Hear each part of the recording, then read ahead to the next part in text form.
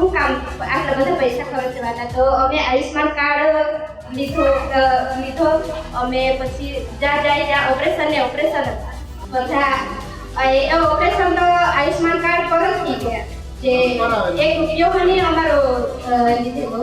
આના દરેક બુધવારે અમને કેન્દ્રમાંથી આયર્નની ગોળી ઉડાવવામાં આવે છે, તેમજ વજન ઊંચાઈ કરવામાં આવે છે, એસપી પણ કરવામાં આવે છે અને અમને ઉપયોગી બને તેવું માર્ગદર્શન પણ આપવામાં આવે છે.